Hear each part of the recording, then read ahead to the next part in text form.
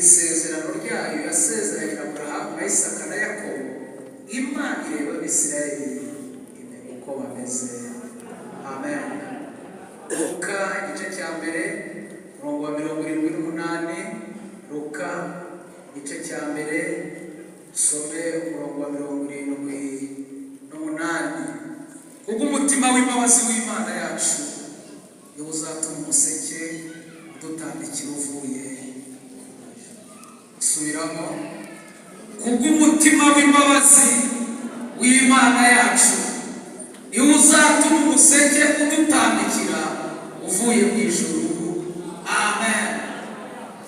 Bashyitsi basigira nk'abo Boniface Kristo wa hano, umugabo uvuga ubutumwa bwiza bwa Yesu Kristo, aha ikaze kandi mu ijambo ry'Imana. Imana iduhaye umwanya kandi shimira n'itorero batekereje ko nanjye naba umugabura w'ijambo ry'Imana. Imana ibahereze umugisha. Ntabwo ndi buze kujya kure cyane, bene data babajije amagambo meza batubwiye, yaba Patrick ndetse n'umushumba watwigishije. Imana ibahereze umugisha. Patrick yavuze amagambo akomeye cyane yitwa kuguma muri Yesu. Twanibuka uburyo Yohana yanditse mu gice 15:7 yaravuze ngo ni kuguma muri njye, amagambo yanjye akaguma muri mwe, isaba icyo gushaka cyose uzanyamba. Ya ni amagambo akomeye cyane. Ushobora uvuye kutwigisha nawe yavuze ngo kugambirira ibyiza bitera Imana gukora ibyiza. Yavuze neza cyane. Amen. Amen. Kugambirira neza bitera Imana gukora ibyiza. Wakoze cyane. Imana iguhereze umugisha. Shaka kubaganiriza bivuga ngo Yesu Kristo niwe wenyine ufitiye imbabazi n'ubushobozi yuzuye. Yesu Kristo wenyine niwe ugufitiye imbabazi n'ubushobozi yuzuye. Yesu Kristo wenyine niwe ugufitiye imbabazi n'ubushobozi yuzuye. Kubw'umutima w'Imana ifite, kubw'umutima w'imbabazi w'Imana ifite. Nagira ngo batangarize ko Yesu Kristo niwe wenyine ugufitiye imbabazi n'ubushobozi bimeze bite? Yuzuye. Iri jambo ryitwa imbabazi abantu bagira igice, ntabwo bagira izuzuye. Iya kuba bariyo wongera kuvuga mu kanya, ariko Yesu afite izuzuye, afite n'ubushobozi bwuzuye. Umuntu ashobora kugira imbabazi ariko akabura ubushobozi, kimwe n'uko umuntu ashobora kugira ubushobozi ariko akabura imbabazi. Ndabisobanura. Se muranyumvise? Yesu Kristo wenyine niwe ufite imbabazi zuzuye, akagira n'ubushobozi bumeze gute? Bwuzuye.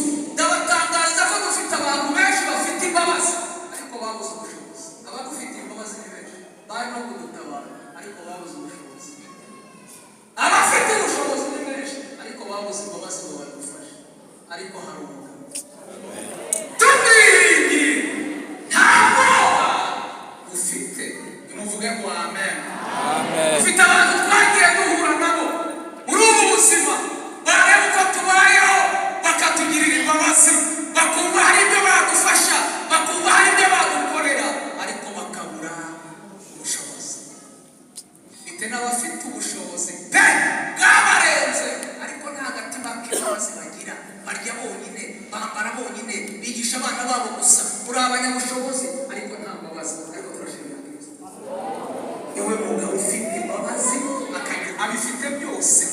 Afite imbabazi akagira n'ubushobozi. Nimuvuge ngo amen. Amen. Uravuga ngo umusiginya ibizabesho kuko umugabo n'irindi atuzi ibintu bibiri, atuzi imbabazi agatunga n'ikirembe n'ubushobozi.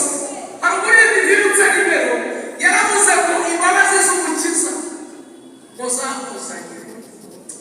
Ashimwe uyu mugabo wasa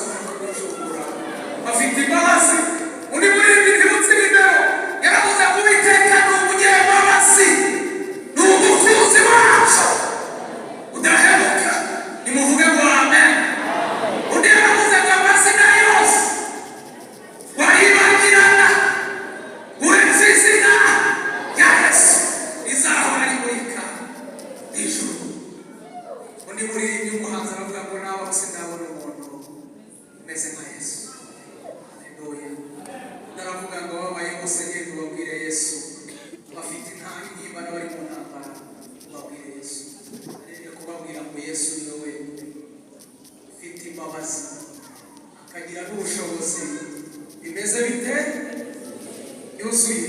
Ntabwo ry'Imana dusomye yatubwiye ko Imana yumva umuriho wabo, yibuka isezerano ryayo yasezeranye na Aburahamu na Isaka na Yakobo. Imana ireba Abisirayeli imenya urashobora kureba arishuri ntabwo ukomeze, kandi abanyakigali umuntu ameze nabi cyane kuko mbica ukuntu usanga tumeze nabi abantu ntibabimenye, ariko dufite umugabo ujye umenya uko tumeze, twambaye amakote tugenda n'amaguru tumeze. Dufite umugabo ujye umenya uko tumeze, dufite abana biga barenga 10 utagira na kote. Uyu mugabo azi uko tumeze. Yesu niwe wenyine ugufite imbabazi zuzuye. Muvuge ngo amen. Amen. Twasomye muri Luka igice cya mbere umurongo wa 78, uwo murongo wavuze ngo kubw'umutima w'imbabazi. Nasomye Bibiliya ijambo ry'Imana ho havuze ngo Imana yacu igira impuhwe imbabazi, izatugezaho urumuri ruvuye mu ijuru ruturasire nk'izuba. Buriya ntagatifu havuze ngo Imana yacu igira impuhwe zihebuje, ari nazo zatumye izuba rirashe rimanuka riva mu ijuru ngo rikadusura. Ujya musohora ibitabo byose ni byiza, tumuvuge ngo amen. Nagira ngo munyemerere babwire uyu Yesu ufite imbabazi zuzuye, akagira no gukora, afite imbabazi zuzuye kandi akora byose mu buryo budasanzwe. Niwe wenyine ufite imbabazi n'ubushobozi bigize bite yuzuye. Bibiliya itubwira abantu benshi bagiye bababara bagahura n'abantu bafite imbabazi ariko bakabura ubushobozi. Muri Mariko ibice 2 umurongo wa 5 hari ijambo rivuga ngo Yesu abonye kwizera kwabo abwira ikirema ati, mwana wanjye ibyaha byawe urabibabariwe. Uyu ninde wahuye n'aba? Ni umugabo wari ku nzira asabiriza, bamuhaye imyaka myinshi. Nawe abantu baguhaye imyaka myinshi, bagufashije imyaka myinshi, ariko shaka guhuza n'umugabo ufite ubushobozi buruta abaguhaye imyaka myinshi. Amen. Bibiliya yabwiye uyu mugabo yamaze igihe ku nzira asabiriza ngo haza kubera iteraniro i Kaperinawumu nk'iryabereye i Nyarugenge. Abantu bose bajya mu materaniro, ariko ngo hasigara abagabo 4. 2025 hari abantu Imana yagusigarije, ntubaze aho bazaturuka ariko barahari. Ngo bajya i Kaperinawumu bajya mu iteraniro, ngo banyuze ku nzira bahasanga umuntu wowe n'abafite impuhwe ariko badafite ubushobozi. Bamurebye bamugirira impuhwe. Imana iduhuze n'abatugirira impuhwe, batugeze ku byo tugomba kugeraho. Ngo bamurebye bamugirira imbabazi, kandi dufite abantu batugiriye imbabazi ariko nabo ubwabo ntabwo babayeho, barazifite babareba babona natwe tutagira ngo tubeho, ariko nabo byarabayobeye. Ariko hari uwarushaho. Ngo bamurebye baravuga ngo uyu mugabo ko yahawe imyaka myinshi, amakuru ye ko tuyazi, reka buriya amakuru ye barayazi. Uyu mujyi ugiye kuzi umuntu uhera ku wa mbere asabiriza ya marakositi, niyo muhera kubwira ati wambaye desa ukagira ibikabi uri impumyi uri ikirego. Ibyabaye rwose amaso yawe yabona, twakwikoreye tutakuzi. Mu buryo twakuzanye nawe wabirebaga, uburyo dusenya inzu y'abandi nawe wabibonaga. Ntituragira umuntu wazira yakoze twakugiriye wo kukuzana ngo dusengere, ngo tugire n'umuntu wo kuza kumanuka. Umugabo uri muri aturusha ikindi kintu cyitwa ubushobozi. Twe twagize imbabazi ariko uriya mugabo abifite byo. Icyo tugiye gukora tugiye kukumanurira nugerayo uyeraje. Ujya kugera nugerayo uyeraje umubwire ibyawe byagenze. Uriya mugabo turamuzi afite ubushobozi.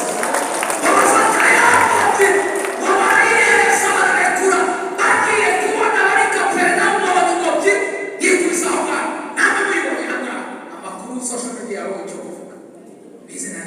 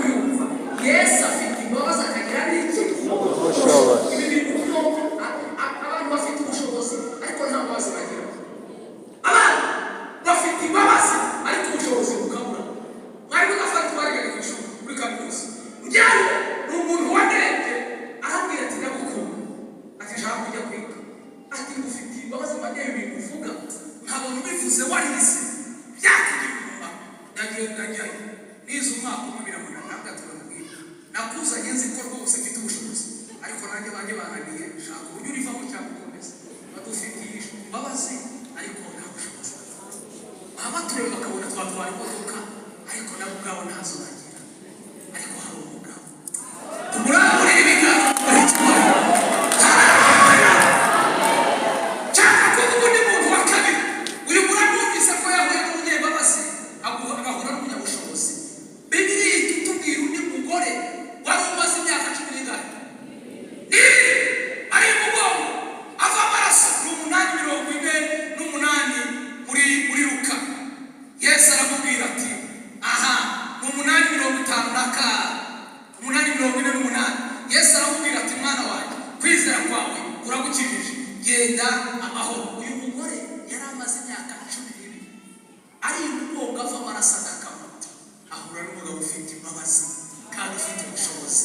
Uyu mugore kugira ngo ahure na Yesu yari yabanje kumenya amakuru ye. Mu bintu ugomba kumenya ari gushaka Yesu agira icyo agukorera, urasabwa kubanza kumenya amakuru ye n'imikorere ye. Biragoye ko Yesu yagira imbabazi kuri wowe cyangwa akagira icyo agufasha utari wamenya ko uyu mugore wakora iperereza yamenye ko Yesu yakijije uyu mugabo wari ikirema. Umugore avuga atari ko umuntu wakijije ikirema uriya ngiye w'isoko y'amaraso ntiyayikamya, abaza amakuru. Umunyamakuru bahuye yamubwiye ibintu bitatu byatangaje. Yaramubwiye ngo ugize amahirwe ugahura na Yesu agira ibintu bibiri: agira imbabazi akagira n'ubushobozi. Imbabazi n'ubushobozi yagukamira amaraso. Umugore avuga ngo none duhuye twahurira he? Habaho ikibazo kibaza ngo twahurira he? Ese duhuye izo mbabazi n'ubushobozi byahuraho bite? Uwo munyamakuru yamuraga ibintu bitatu byatangaje. Yaramubwiye ngo nuhura na Yesu ukagera mu iteraniro ye mugahuza amaso ukabona ni wowe warebye gusa, isoko y'amaraso izakama. Ati nandeba gusa, ati wowe uzamutumiye n'umuhuza amaso robere mufite yose izahita, ariko urengera muze no bikuramo amaso guhuza n'abo amaso gusa bizamukiza icyo cyago cyane. Ati nta kandi se ko mbaho kameze neza. Ati icya kabiri ugize amahirwe mu iteraniro ry'abantu bakakwerekeza ikiganza ukabona ni wowe n'ikuza, isoko y'amaraso ubona ko kameze neza nta kandi. Ati icya gatatu habaye ari ku mucyo igicucu cye kikagukoraho, isoko y'amaraso yakama. Akandi wandagira atubonye uburyo ubyigana ugacamura ugatusha ku nshuda zawe ukagukoraho isoko y'amaraso yakama. Umugore ahita amurana ibintu uko ari nyine bambwira ngewe icyo nzakora ni ukumukoraho. Ibyo kumureba no kuntunga ibiganza iby'igicucu simbikeneye, nzamukora. Uyu mugabo mwese muvuge Rwanda.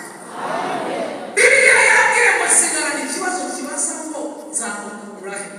Haza kundi mugabo w'umukoresha w'ikoro witwa Yayiro ngo rwaza akana akagirira imbabazi ariko abura ubushobozi bwo kwikiriza. Ababwira ko Yesu afite ibintu bibiri hano, afite imbabazi akagira ubushobozi. Umwana wawe ngo yabaho neza ariko ubushobozi ni Yesu ufite, ntabwo utagize byaranze. Bibiliya yabwiye ngo Yayiro aravuga ngo reka njye kureba Yesu aza akiriza umwana. Yayiro ngo agiye kureba Yesu, wa mugore itangazamakuru cyangwa uko yamenye uko Yesu ari buze kunyuraho ntabwo Bibiliya yabibwiye. Wa mugore amenya ko Yesu ari buze kunyura muri iyo nzira. Aravuga ati ntitaye ku myaka 12, ntitaye ku baganga bandiye ibyanjye, gahunda yanjye uyu munsi ndabukora. Namenye ko afite imbabazi akagira n'ubushobozi. Ibi bintu abaganga banani agira icyo abikoraho. Bibiliya yambwiye ngo araza inyuma mu gikundi cy'abantu. Hari abari bamuzi bazi imyaka maze umugore barabyigana barangiza bagasunika.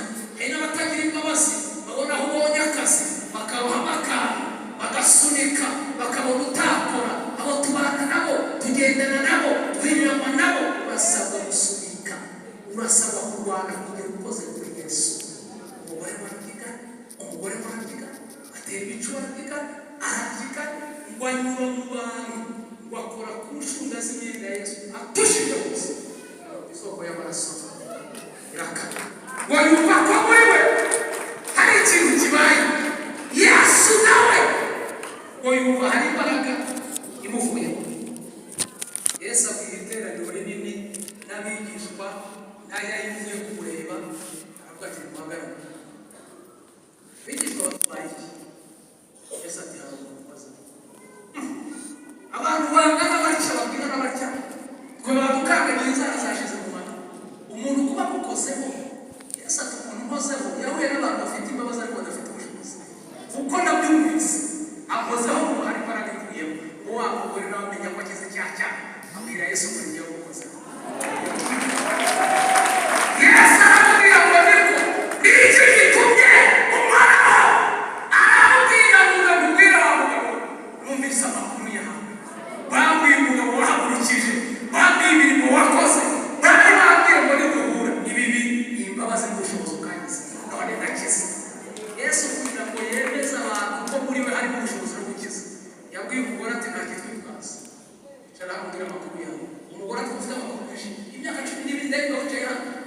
nabonesha kivere hirya ugihuga Yesu umugore Yesu mu mwaka wa mbere abapfumu baguye amafaranga avuga umwaka wa kabiri avuga umwaka wa gatanu ageze ku mwaka wa karindwi Yairo araturikana ati Yesu yaharamba kana umaze 12 yajya komeza uvuge udufite abantu bari kuzunguza imitwe hano bafite na period ariko bakumva ibya Yesu Yairo umugore aravuga umugore ageze ku mwaka wa 8 avuga kwa Yairo umwana yabwiko bohereza intumwa ngo zijye kureba Yairo zigeze mu iteraniro zirebye mu bantu zibona Yairo yafashe kuzamura amakosa yabugabo agiye ubwenge yazindutse mu gitondo wagiye kureba Yesu aho kugira ngo azane Yesu akizumana reba ari kuzamura amaboko ngo ziraza ziramureba ndavuga ati wagabanyije gufashwa umwana w'ikoma kwira Yesu aza gukiza umwana rero ngo azagereza ati kuri yakomuye wabaye ndetse ko bambiye ku mwana meze nabi ukajya kuntabara nanjye Yesu abwira rero ukura turajyana azabwira abigishwa be ati abwiye ko turajyana Yesu abwiye ko mujyana ugushyira umwana meze nabi akubwiye ko mujyana ati yabwiye ko tujyana umugore avuga bakuru umwaka wa 9 avuga bakuru umwaka wa 10 avuga bakuru umwaka wa 11 avuga bakuru imyaka 12 Yesu aravuga ko urumva gukora arangije avuga ko Yairo uri hati byende Yairo aterekera aho ngaho amaze kuye mu rugo kandi zivuye ku mwana yapfuye washishikajwe n'uyu mugore kandi byari byakemutse kare nanjye ugira imbabazi tuba twagiye umwana wanjye nanjye nkareba ko yawe Yesu bareba Yairo ahubwo ati ntabwo uzi n'igihe tumaranye arabwira ngo Yairo we nijya gupfa nijya kuzuka nijya kubwirwa neza yapfuye azongera ukamenya akazi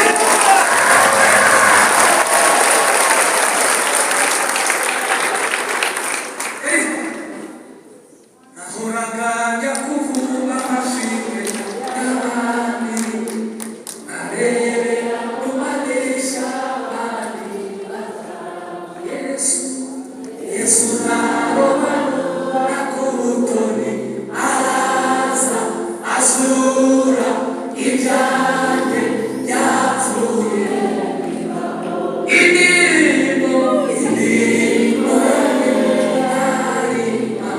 uzageza utuma mpinduka urugero rwiza wakawe ngahunga inzira nyabagendwa nkanyura udusesero kandi mfite amasezerano atabarika zaburi n'indirimbo ziyagawe zaburi n'indirimbo Siyabena safu Ipa mutima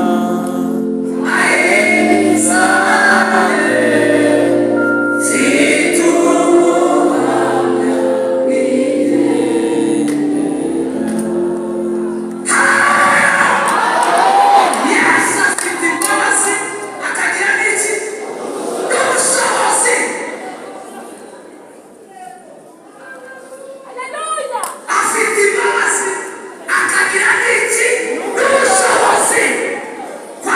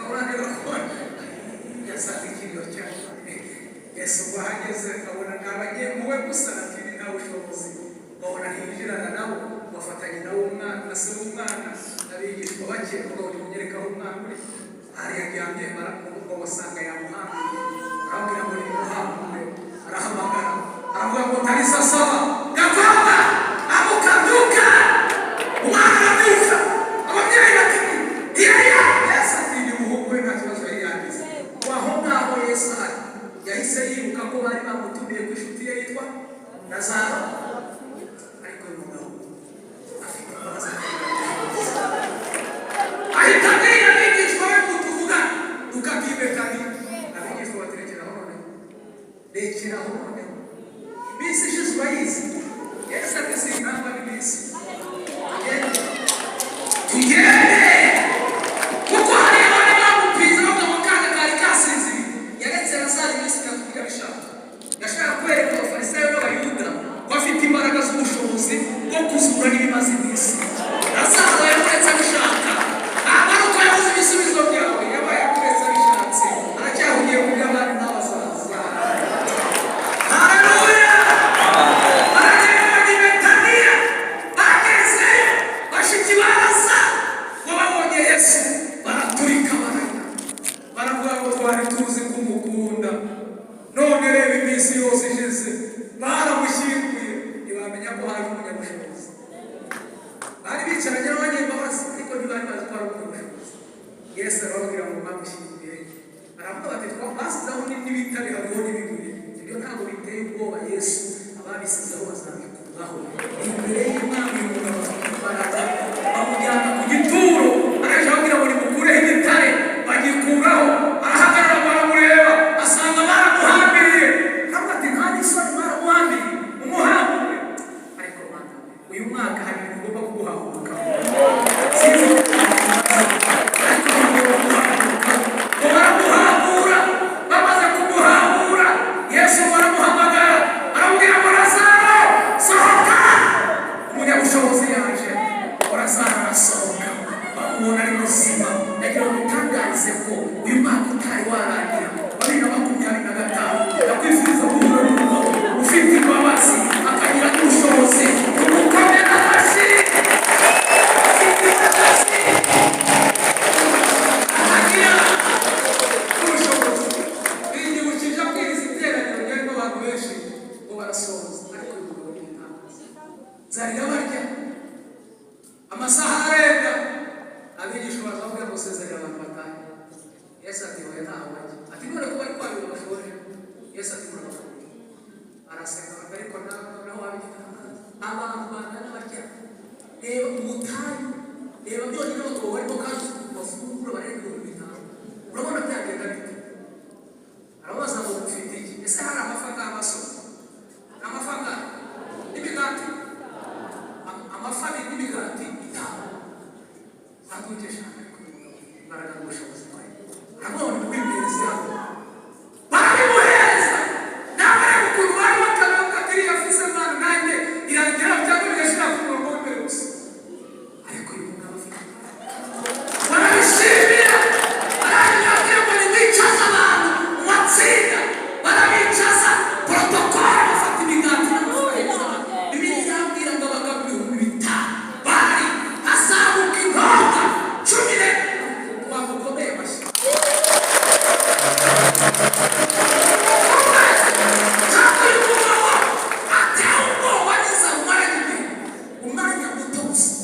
ubuzima bwawe yavuye nakubwiye gafite imbabazi akagira n'iki ubushobozi bwibitseho bwo kugutuza i Kigali nta nyogosenge nta so ubushobozi arabufite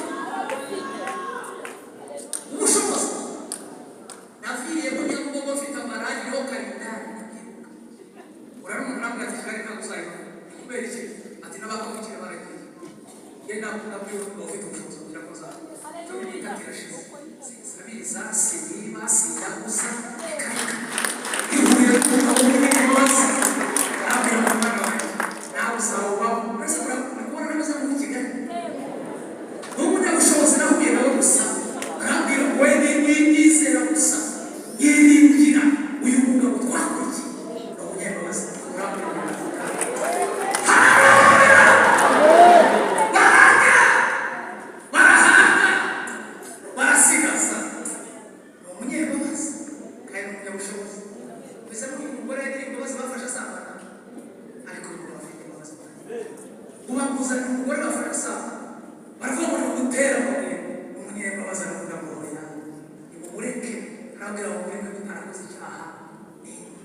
warunama ngo yandika yunamutse asanga bose baciyeho bagiye. Ndagira ngo utangarize ko uyu mugabo twizeye, uyu Yesu twiriye, ni umutunzi w'imbabazi n'ubushobozi. Ibintu bibiri byongera bw'iri teraniro byo gufata umwanya mu kanya gato tugiye gusenga tubwire Yesu ngo Yesu iyo twakwiriwe hari ibintu bibiri tubonye ufite imbabazi ukagira n'iki ubushobozi. Yesu afite imbabazi, Yesu afite ubushobozi makanya. Nanjye ndi uwo anyuzeho babaye agiriye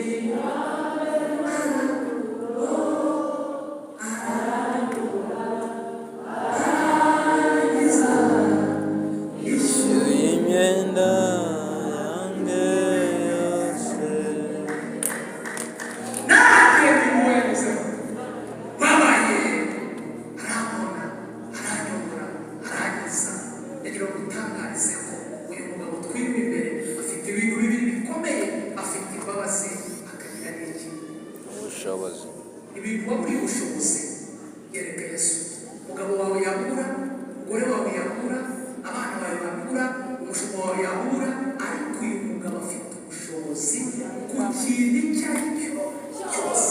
Ku by'amashuri y'abana bawe afite ubushobozi, ku by'ubukode umazemo igihe afite ubushobozi, ku by'uburwayi umaranye igihe afite ubushobozi. Ndagira ngo utangarize ko mu kanya gato tugiye gusenga tumubwire ngo tukumurunyeho ibintu abantu batagira, bagira ibice ariko wongere byuzuye. Mukomere amashyi Yesu.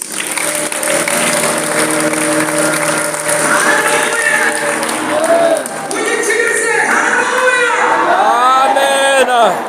Tugenebuka mu bice 9 muri Yohana, mu bice 9 atubwira umugabo wari impumyi ngo wirirwa asabiriza ngo Yesu bamunyuzeho abona ngo ni impumyi ya original, undi hari impumyi we iyo mpumyi ngo yari impumyi ku rwego kuri station. Amurebye avuga ati nguye bamunyuzeho ni benshi bamugiriye impuhwe ariko nta bushobozi bagize. Wafata agakondo wacira mu macana watora urukondo bamusiga ku maso aramubwira ngo ugende ugise wawe uyuhagire. Ariko uyu mugabo afite imbabazi akagira n'ubushobozi. Urasaba kumwizera, urasaba kumwiringira, nta na kimwe kimunanira, ntacyo atakora ku buzima bwawe. Aya masaha wamaze wicaye aha ngaha ujye umenya ko wicaye imbere y'umunyabushobozi, ujye umenya ko wicaye imbere y'umunyembabazi, ujye umubwira ibikugoye, umubwire igihe bimaze. Ndizera ndashidikanya ko hari icyo agomba kubikora. Twagukomera amashyi kandi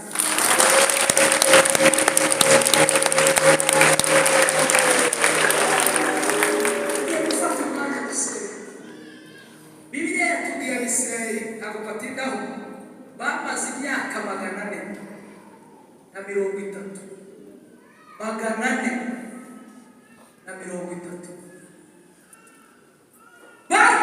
bariya abantu barakubititse ku rwego rukomeye, bakwiganaga babumbiragamo, bategekwa kubumba amatafari badafite uburyo bwo kuyabumba.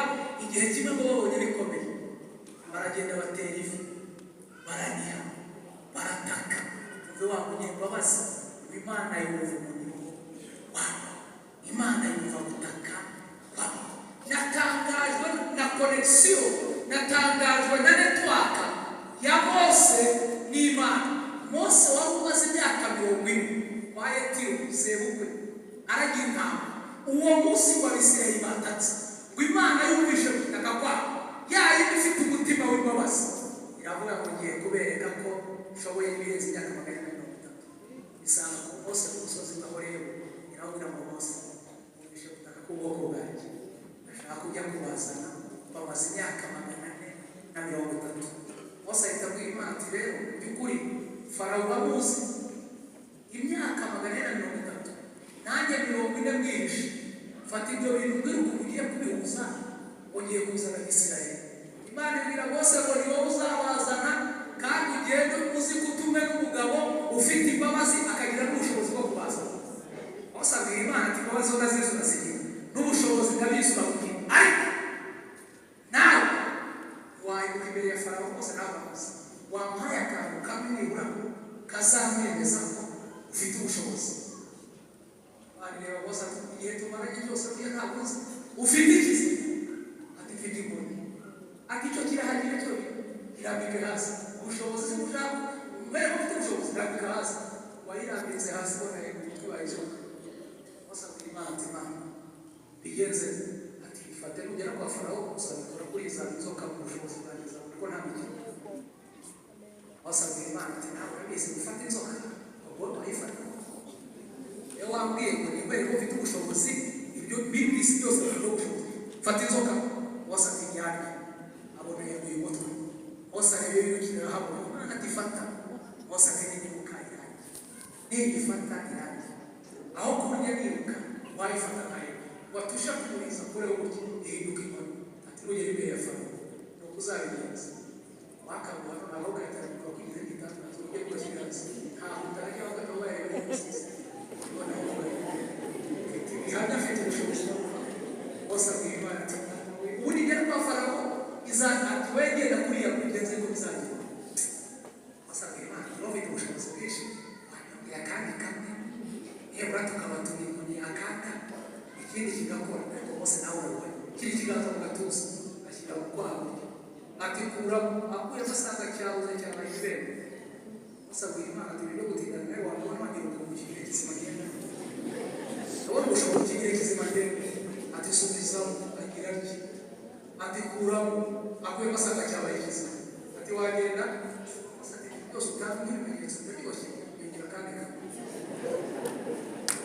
Mana rero bose meze ushaka ikisi bose yakoze ikintu cyane abantu batajya yabwiye Imana ngo nabonye uhindura inzoka bone ikiganza cy'ibimene mu by'ukuri byateye amatsiko bituma nifuza kukubaza ubundi wowe ukora ibintu babari muri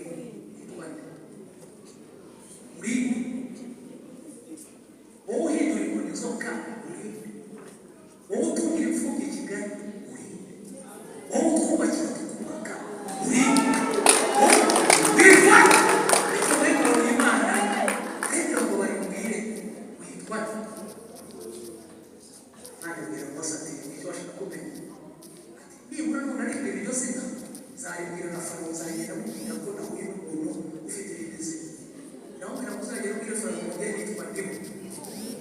uzamubwire ngo nduwiteka nubona bishidikanya ntabyumve uzamubwire ngo nitwe Imana ishobora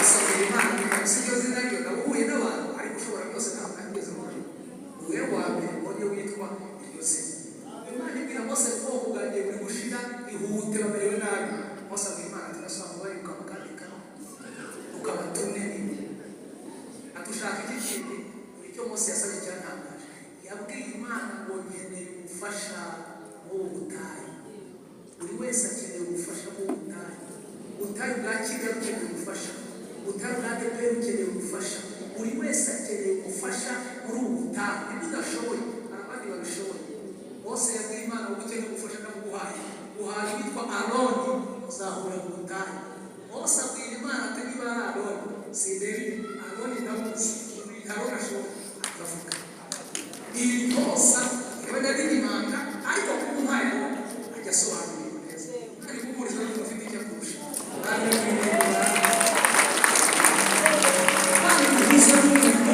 ufite icyo kurusha Imana ibwira Mose ati Aroni urahurira mu butayu Mose afata inkoni ikiganza yari azi uko cyabaye afite n'izina uko rimeze wageze mu butayu asanga Aroni ubonye nyuma y'imyaka 20 aravuga ati wese Mose Imana niyo ngo duhurira hano neza arabwira ngo Imana yumvise ubutaka kubwoko bwayo kumvisha uburyo bane yavuze ngo tugiye kubabara Aroni arabwira ngo imyaka 20 irashize bari kuguhiga barakubuza none uraje rero ngo ugiye kubaza ubu witwaje iki Mose abwira Aroni ati n'ubu tuvugana niba niba nshuti irangiza Aroni ati Mose ibyo bikamubwira uzana ubusa uyirambitse nawe ati nikubisa amaso wakora ati ngaho yambitse ati tugende turayirambika tugeze barabahungu bamanuka mu butayu biyeze bari bari muri ntabwo bafite akantu bafite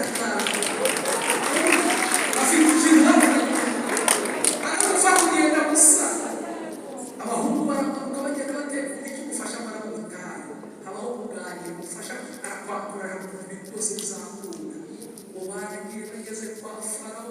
basanga Farawo uburakari n'umujinya amaze ko afite ubushobozi, yamenya ko hejuru hari umunyabushobozi, kuko Mose yari afite icyo yibitseho. Nta protokole yahise abwira Farawo muze urabarekura cyangwa n'umurimo. Farawo ati muze urinde, ati nitwa Mose, ati yo urizanye n'intumwa twagutumye tukakubura, urizanye urabarekura cyangwa ntabwo barekura. Farawo ati bivuga byose mu kanya baza gusobanura. Nashakira gufata we asoni ufite umufasha baramutaha. Mose ahita yegera Aroni amubwira ati niko uyu musaza urabona byumvise, Aroni ati kuba mbwiye gufite akantu waberetse niba mbwiye gufite akantu reka Imana ifite ubushobozi. Mose yafashe ya nkoni ayitereye hasi yegura umutwe. Aroni ahari abwira Mose ati karafure ndakwemeye warasenze uriya bintu Imana ibikora. Ibwira imurye yaragutesheje, ibwira imurye aho yaguhereye, ibwira imurye Farawo araseka. Wari afite abapfumu babiri, uwitwa Yane n'uwitwa Yamu, barabatiganyiganye na Mose gukora ibitangaza. Farawo yabwiye Mose akoze ibintu biciriritse ibi, umuhamagarire Yane na Yamu ngo Yane na Yamu baraza bakubita inkoni hasi zegura imitwe. Aroni abwira Mose ati baratwita washutse urambwira ngo n'Imana yagutumye kumbe muri inkoni zose z'inzoka igiye kutubaho. Imana yabidukiza. Mose ahita yidukiza ibitekerezo n'ubwenge by'ubuhamya ku musozi wawe bwareba Imana, abwira Imana ati Imana wabwiye ko ushobora byose, inka zose uzigize inzoka, uburyo ushoboye urabishoboye, urabigeretse kubandemere kuko ibumboreye n'ibiki. Imana ibwira Mose atubaye aturabaza icyo mari kubona ko zose zibaye inzoka. Imana ibwira Mose ngo reba yawe ngo yayihanze amaso izamura umutwe mu zindi, izari ziri aho zose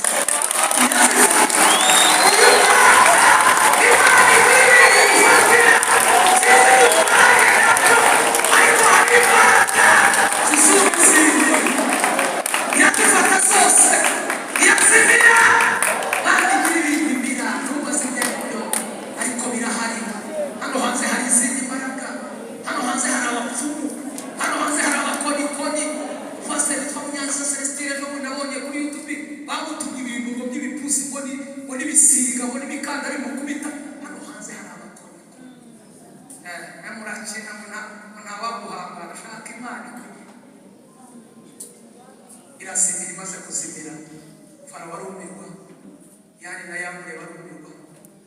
Uyu noneho ni bwoko ki? Aroni nawe abwira Mose ati karabaye iki?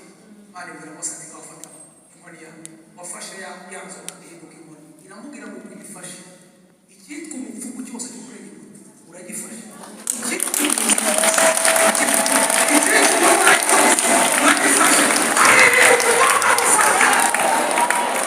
Imana ibwira Mose ngo rero ntabwo ugera Egiputa uzaguhangara ku gihugu akazi karataye. Farawo arangiye aravuga ngo babeho strategy yo gufata Mose. Mose ahita abimenya ngo Imana niko bagiye kumufata. Atufite iki? Atifite inkoni. None baramufata inkoni iri mu bushobozi n'ubutware, yakuruza imbereke ngo yageze kuruza kubisa kuruza amazi yose ahinduka amaraso. Imana ibwira Mose ati nakwiye ko n'umunyabushobozi mu bintu ufite imbaraga, imbabazi n'ubushobozi. Nta munyagikuta uzongera kunywa amazi yose abaye amaraso. Babuze amazi yo gukaraba, bahamagara Mose ati waturwanya. Farawo abwira Mose ati waduhaye amazi. Basubirayo amazi abonetse. Farawo aravuga ati sha umutima wagiye winangira kumfatira. Mose abwira Imana ati kandi ko utumye bamfata adafite inkoni atusubira kuruza imbehe wakubise ku mazi akuzamukira ibike ibitoya, ibikuru, ibinanutse, ibibyibushye. Imana ibwira Mose ngo inkoni hejuru y'ibikeri byose bijye muri Egiputa no kwa Farawo ugere ifite intwaro. Ibikeri byagiye kwa Farawo bitangira no gupfa biranuka, indubu ziravuga. Bahamagara Mose barabirunda barabitwika, umunuko umaze gushira. Farawo umutima urongera inangira ati mufate Mose.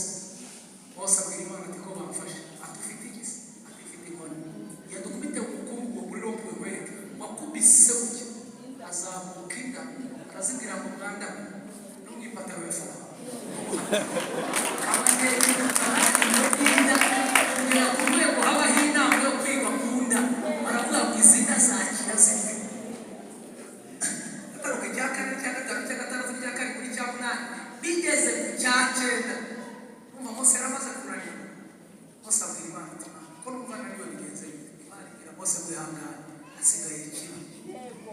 Abisirayeli bose mwegeranye ufata umwana w'ihene cyangwa umwana w'intama urangiza mu rubange usiga amaraso y'inkomanizo z'inzu z'imiryango yawe nijoro mu gicuku ndaza gukora agatendo ndaza kunyuraho mubaze zanjye n'ubushobozi ijoro ndaza kubakorera ikintu kidasanzwe iryo joro mu marayika muribuze muraho imfura zose zo muri Egiputa zirapfa mu gitondo bagiye ku kintu bose barabwira mubwira Abisirayeli begeranye ibintu byanyu kugira mutahe Farawo nibwo yahamagaye Mose avuga ati kurikije ibintu bibaye nshaka kubarekura ahita amubaza murazi ko ashaka kubarekura ibyo muzajyana ni ibiki ibyo muzasiga ni ibiki nakunze Mose abwira Farawo ko n'urwara rw'inka yacu rwaturutse kwa ntacyo tuzagusigira n'abana bacu tuzabatwara ntanejejwe n'iri joro Abisirayeli batashye barafashe ibintu byabo byose baragenda Farawo avuye gushyingura ageze mu gihugu asanga cyacuze umwijima nta muneze nta ndirimbo aravuga ngo tubakurikire ubwo babakurikiye icyo cumi na bine ubagera ku nyanja bose n'Abisirayeli bageze ku nyanja bo barebye imbere babona inyanja barebye inyuma babona Farawo barebye ibumoso babona umusozi barebye iburyo babona umusozi nibwo icyo gice kivuga ngo barataka bavuza induru Imana ibwira Mose ngo Mose we niki gitumye unaki bwira Abisirayeli bakomeze bagende basabwira Imana atari wowe barakomeza bagenda dore inyanja dore Farawo dore umusozi aramubwira ngo ntabwo nakubwiye ko nitwa Imana ishobora ufite iki akifite inkoni ntabwo hejuru y'amazi warambuye inkoni hejuru y'amazi acitse mu muhanda reka abahanga bubaka ayaruguru atera yepfo aragenda mu muhanda ureba mu kanya bakubitaho ibirenge bageze hafi y'inkingi y'igicu yari iri inyuma ivaho Abanyegiputa babona umucyo nabo baraza kubabona iyo nzira ngo bagira ngo ni inzira isanzwe nabo bakubitaho ibirenge Umunyegiputa wanyuma ikirenge cyane bakigiye muri Yorodani kigiye ku nyanja Imana yabwiye Mose ngo hindukire arahindukira irabwira ngo rambura inkoni ararambura amazi ya ruguru na y'epfo ngo birahura Miriyamu ahita aririmba avuga ati ifarashi ngo yari ihetse Uwiteka yayimushyize kandi kubabwira ngo umugabo w'Isirayeli afite imbabazi akagira n'iki ubushobozi muri iri teraniro nshaka gusengera abantu maze igihe kirekire indwara yose imyaka uyimaranye kuba 12 bimukiraho kuri 38 reka no kumuvuraho icyo bitanga muri Yohana yaramaze imyaka 38 abanyembabazi barabuze ubushobozi barabuze ariko Yesu ahigereye arabwira ngo Yesu urashaka gukira ntiyarazi ko yahuye n'umunyabushobozi atangira kuvuga ngo nta muntu nta munyamo Yesu arabwira ngo urashaka gukira aya masaha yo twahuye n'umugabo umunyembabazi kandi akaba afite n'iki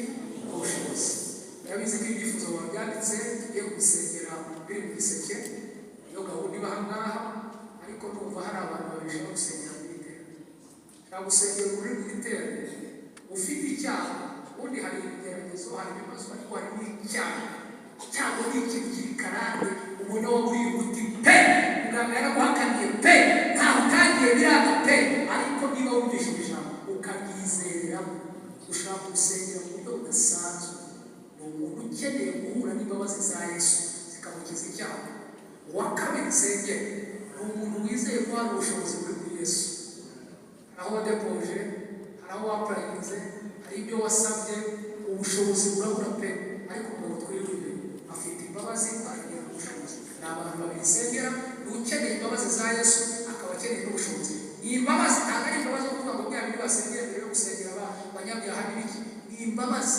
zishobora gukura mu buzima ubayeho zikabushyira mu bundi buzima urabizi wanabiyumvisha nabisobanura abo bantu bombi bahaguruka gusenga